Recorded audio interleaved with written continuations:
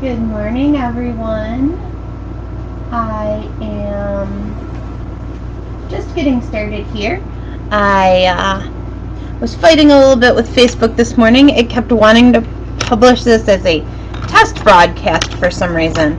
I don't know why. So it took me an extra minute. I hope that everyone is having a good morning.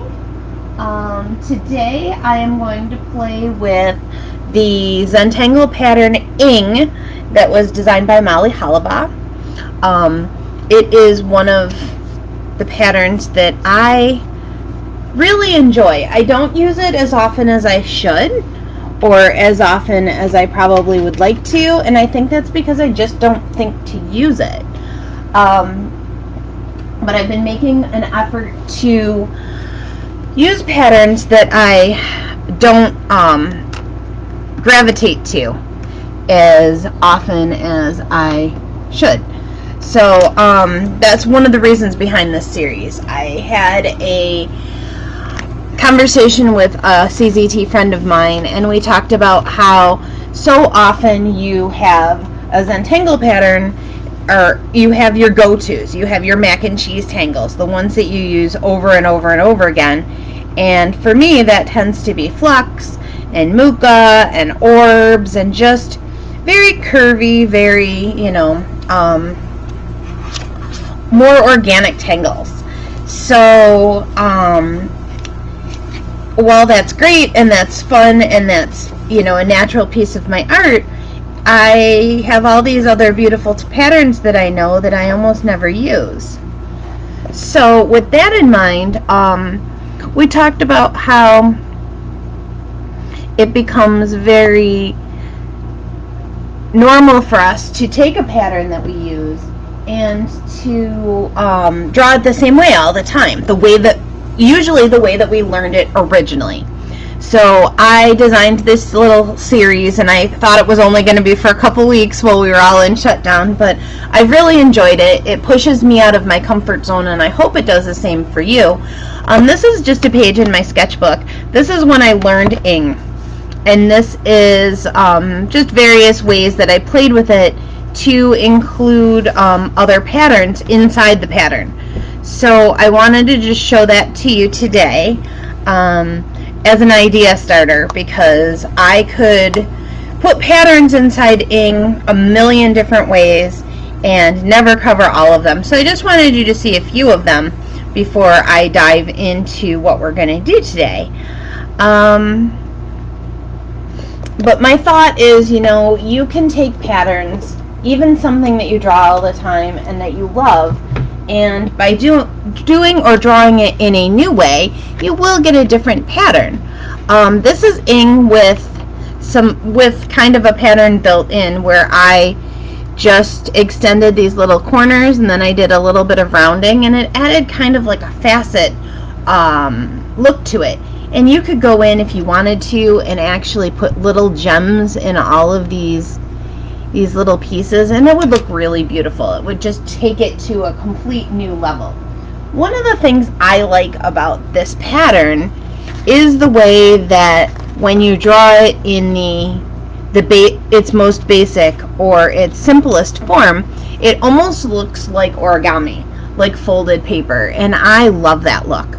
So a few ways that I drew this that I'm not necessarily going to show today.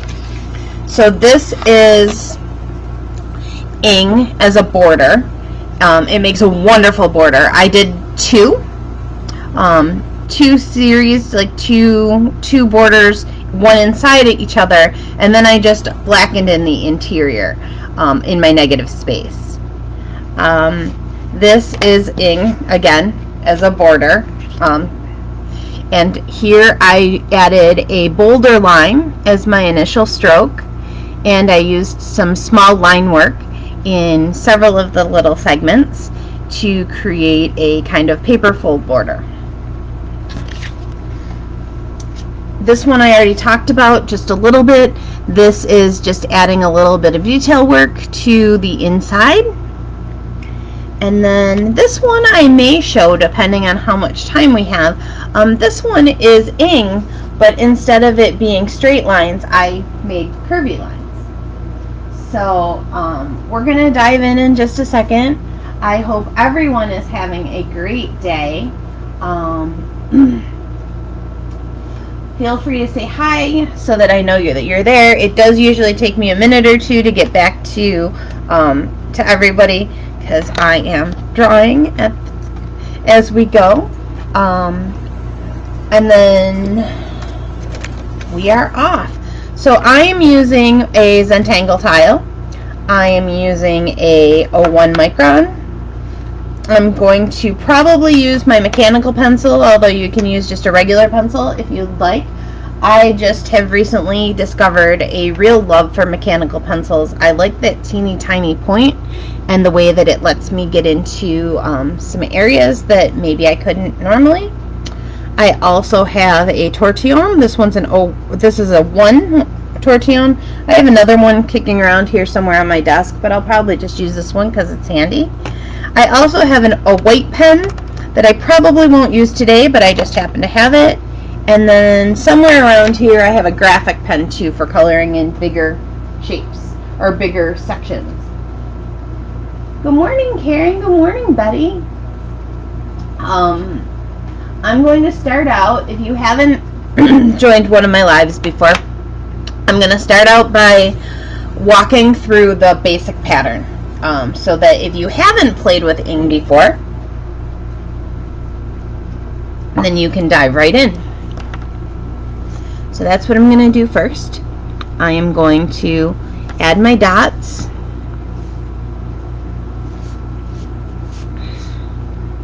And then I'm going to connect my lines, and this I'm just using my pencil. And these won't show up very well for you under the camera because I tend to draw my pencil lines pretty light. But they're there. And then I'm going to pick up my micron, and I'm going to decide, I'm going to work from maybe here over to here.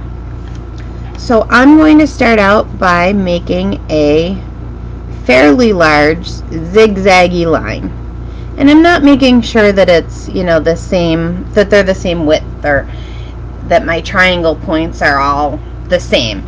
In fact, that's something I'm going to talk about a little bit, is how varying that will give you a completely different look with this pattern. I find it easiest if, once I've drawn my zigzag line, if I turn my tile so that this is vertical, so that I'm working in a vertical way. I tend to get lost if I do it horizontally, and that's a me thing, so that's entirely up to you. You can position your tile whichever way works for you. So the first stroke after that is to start at this little point and to pull down a line towards this intersecting line. So I'm going to do that on all of these. And here, I'm going to pull it down even though it's kind of off my tile. Okay? So next I'm going to come to this point, and I'm going to do the same thing over in this direction. So you can see here how it kind of looks like little folded paper, right? I'm going to repeat that stroke on this side, only instead of starting from this point, I'm going to come over, and you can pick any point on these little triangles that we have. I usually like to make it so that it kind of matches this little point over here. So right about here, I'm going to bring that down just to meet.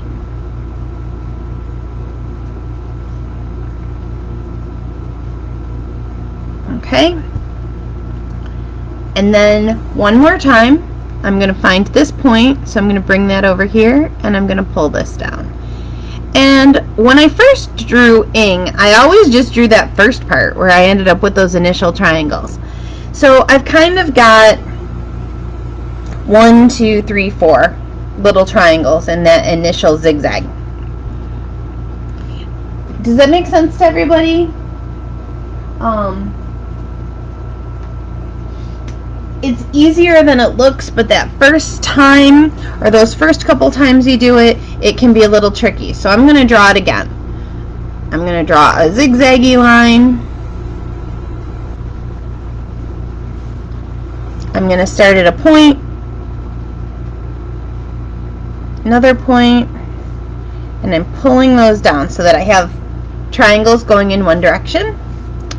Then I'm going to start at the other point, pull my triangles down, and now I'm going to add in these extra little lines. And again, I tend to try and match them up with where my little triangles meet, but you can start them really anywhere. It just gives me a reference point. Okay, and now to shade these, I come in with my pencil and I always go across my little zigzag lines up to where my last triangles are. Okay, so I went across here, and now I'm going to soften that with my tortillon.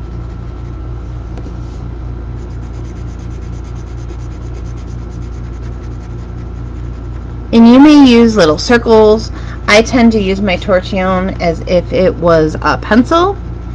I use the side of it, and that often makes mine very dirty, but you can clean these off by scribbling on the back of a piece of paper, or if you have some sandpaper. So like I have these little, grab one really quick. So I have these little sandpaper blocks. This is a new one actually. But you can also use like an emery board or something like that, and you can just rub your tortillon on it, and it will sharpen your point, and it will also take some of the graphite that's on there off and leave you with a cleaner surface to work with. Okay, so I've added shading there. I can then come in and I can add shading at any of these little points where they might be shadowed.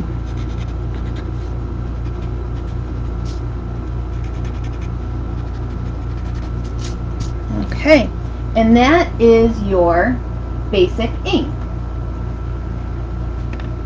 And like I showed you in my sketchbook, you could come in and you could add any kind of patterns to these. You know, this is some little line work where I'm only doing some.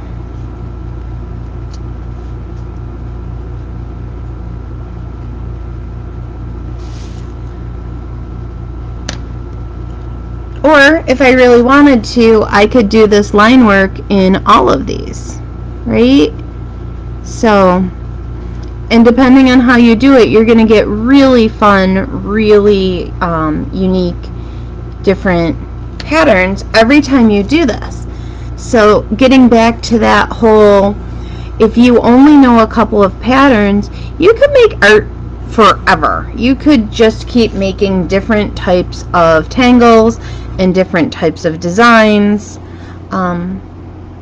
forever, just by varying, you know, your different sizes, your different weights, your different pens. Just by changing up a few simple things, things are always going to look different. So here I put a pattern inside a pattern.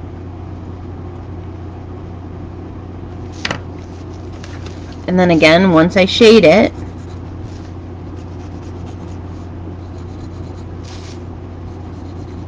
shading's where the magic happens. It's going to go from looking fairly flat to having a whole lot going on.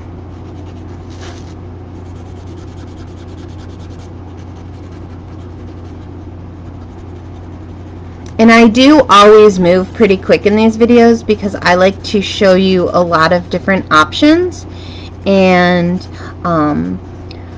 while I encourage you to, you know, tangle along with me, I also keep the videos up so you can watch them as many times as you want to. So if you didn't catch something or I went too fast for you, don't worry about it. Remember, I do this all the time, and my purpose today isn't to get you to that Zen place, but is to hopefully spark your imagination so that you take some of these patterns and go in a new and fun direction for you. Karen, I do paradox a lot, and you could certainly do paradox in this tangle. I find paradox to be complicated for a lot of people, and as such I actually teach a whole class that is designed on paradox. And I just find that I like to dive into that a little more than I can do on one of these demos. If you're ever interested and you check my website, I offer it every couple months. I teach a class called Line Dancing with Paradox, and the whole class is paradox, and we do it in about 9 different ways, and it's super fun. So it's kind of like this concept where I take one pattern and I expand it into a plethora of different new designs and tangulations, only it is just with paradox. So that is your basic paradox, and with its little friend, paradox that has a pattern in it. And now I am going to pull out a new tile. I'm going to make my dots and my border.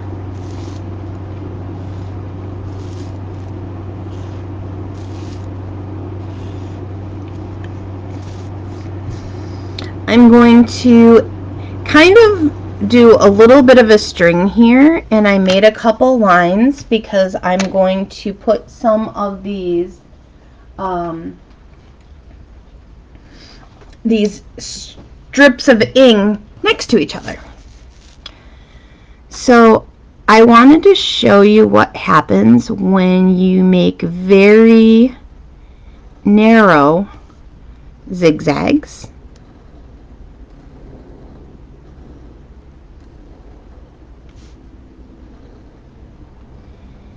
versus wider zigzags.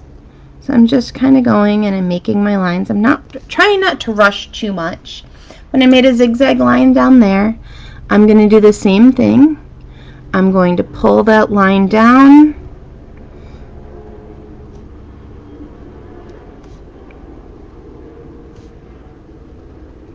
and I always do one side first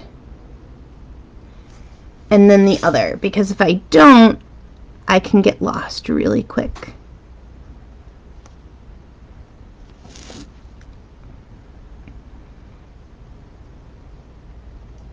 I have a friend that's a CZT, and she doesn't like paper folding, and it's funny because she said she never liked ing, and she couldn't figure out why, and then she said that because to her it reminded her too much of paper folding, which I think is funny because when I look at ing, that's what I see is paper folding. So I'm adding these little extra on the sides, and you can see that by making it really stretched out little zigzags, it's a different look than it is here, right? So now I'm going to come over here and I'm going to create some super wide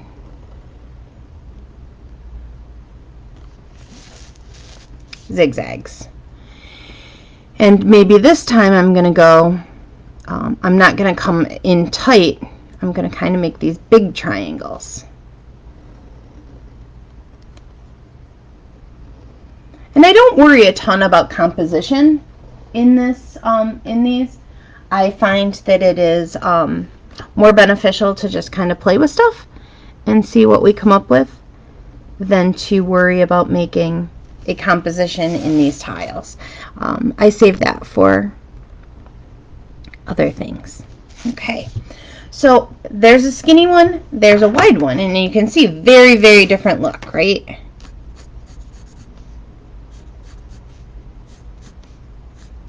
And again, I'm coming in, I'm adding my shading.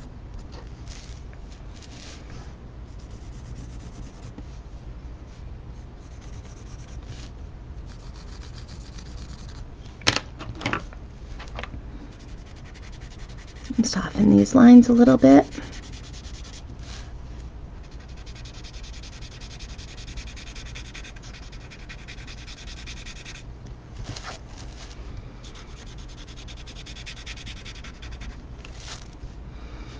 And there's many ways to use ing. Like I said, we can use it as a border, We can use it by itself. You can use it as a string, which is one of the ways I talk about using patterns a lot. One of the ways that I often recommend that we use patterns is as a fill pattern. This one doesn't strike me as one that I have had great success with using as a fill pattern. I mean, you certainly could, but for me, I find this is more of a border type tangle. So those can be complicated to figure out how to fit them inside another pattern. And I didn't do a lot of that today. I did, however, okay, so that one's done. So I did, however, have one that's super fun and something that I really enjoy, and that is to do paradox in a round. So instead of it being a straight line that we use, I'm going to create a circle. So first I'm gonna draw something that looks kind of like a jelly donut. So I am very lightly with my mechanical pencil sketching in a big orb, and I'm doing that nice and light. I did it a little darker here so that you can see. And now I'm going to come in and I'm going to create a smaller orb, a ring inside of this. And these don't have to be perfect. Obviously, these are just here. It's basically a string. Now I'm going to take my pencil or my pen, switch over to my pen, and I'm going to make, I find that if I think about it like rays of the sun, instead of trying to make even triangles as I go around, that I end up with a result that I like better. So if I just think of this as the sunshine that I drew like when I was a little girl, and I'm just creating rays, then I'm going to get a nice pattern of zigzags all the way around. Okay. I'm going to start at one point and I'm going to come down on each one. So if you've ever drawn phi cups, this kind of reminds me of that a little bit as I go. The way that we just kind of bring down one point to part way.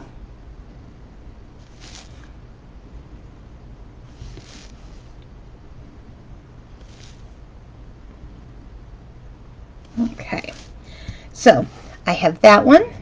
Now I'm going to turn a little bit and I'm going to focus on these inner points and pull my line down to meet that first triangle. I find once I get into a groove with this, that this is really fun and really kind of relaxing to do. Okay, and now again, I find where that point is, and I use that as my starter for this other line. This pen is splitting on me. I've been doing that a lot lately with my pens. I need to lighten up my touch. So I work my way all the way around. And now I go in and I can add these little lines on the inside too.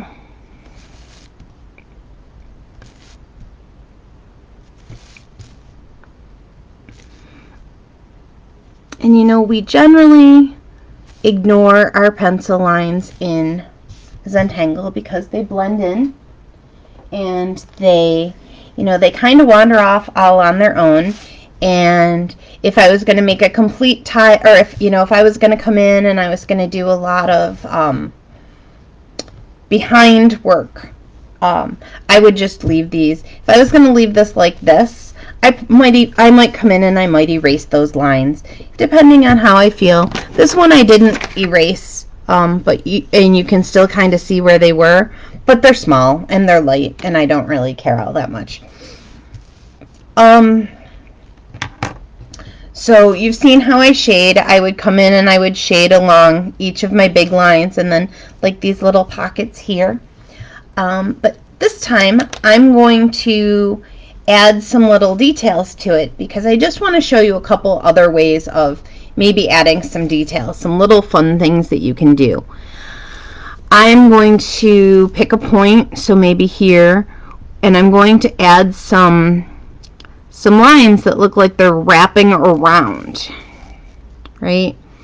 So all I'm doing is I'm taking a curved line and making like a hook that I drag across that triangle, and then I come on the outside.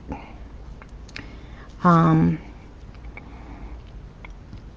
adding that little curl on the outside makes it look like it's over the top. So just some fun little embellishments or little details.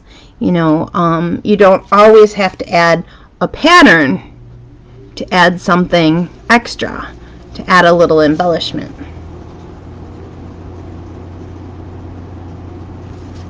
And again, I'm just working my way all the way around. A little curved stroke.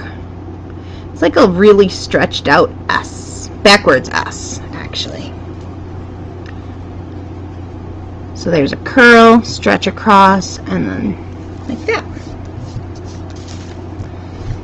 So that's something that's kind of fun. This would make a great setting for a gem. Which is something that I love to do, to kind of come in and create a cool setting, and then in the center put something, you know, sparkly and shiny. So that is your pattern in a round. I actually will come in and I'll do just a little bit of shading on this, not a lot.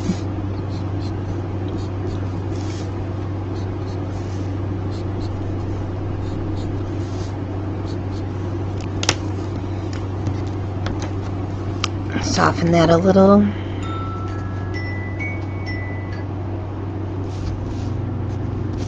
Noon already. I like to have my alarm set so that I know how long we're going. Not everybody has all afternoon to stay and play.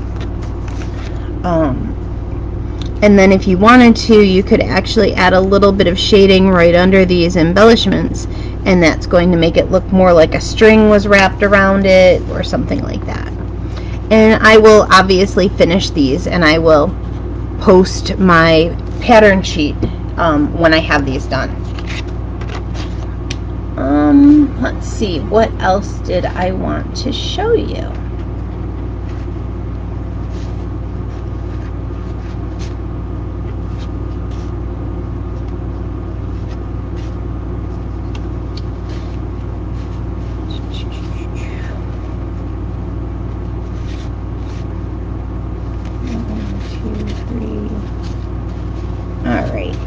So I want to talk a little bit about facets, but I also want to talk about rounding.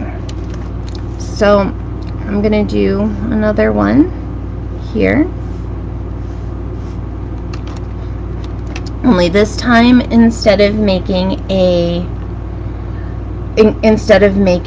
straight lines, I am going to make my lines kind of rounded. So I'm making like these curved little mountains. Okay, I'm going to treat this the same way as if these were sharp lines. Okay, so I'm going to pull this down, only I'm going to pull it down at a curve. I'm going to pull this down again at a curve, and you can see that it looks different. I'm going to add in this and this.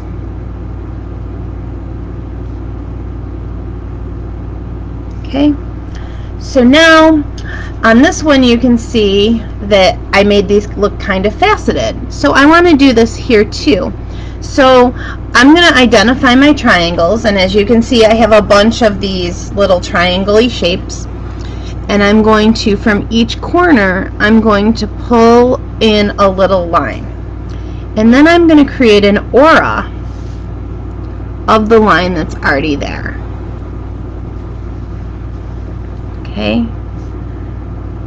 And you don't have to do this on all of them. You could just pick some and do some line work in the other ones, or leave them empty. So 1 line, 2 lines, 3 lines, and I keep them about the same distance in, so that this little border that gets added is fairly consistent in size, but I don't overthink it. And now this is the line right here that I'm going to aura.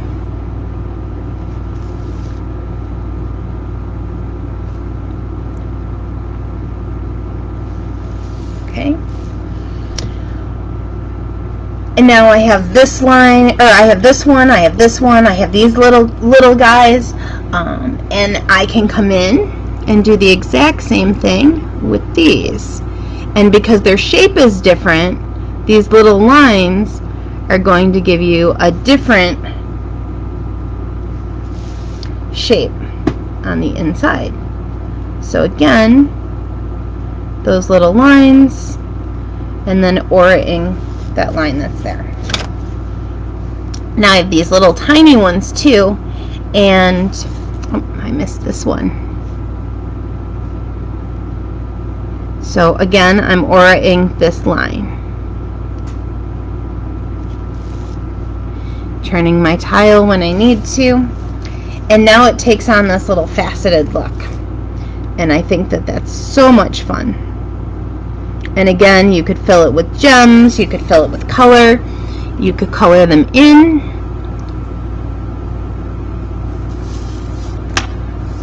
And you can go in so many different directions. You could, add little embellishments.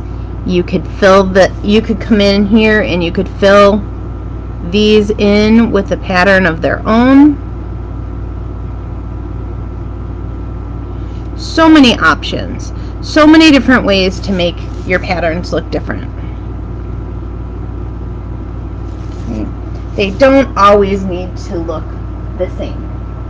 And I think that's my hope, is that once you have played with this a little bit, that you will kind of take it in some new directions, right? You can use this, you could use these patterns to be the base of a tangle design. You could use them as a string, you could use them as a border. Think outside the box. Just because they're drawn straight doesn't mean you can't draw them with a curve or draw them kind of curly. Triangles can be so many different we have so many different types of triangles. We have right triangles, we have isosceles triangles. By mixing it up and playing with it, by giving yourself permission to take a pattern and to turn it into something else, to make a tangulation, is a wonderful gift to give yourself.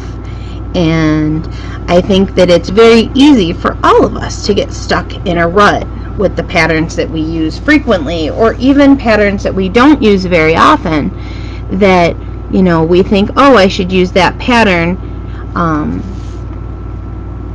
but you think, oh, I don't use border patterns a whole lot. What could I do with that? Right?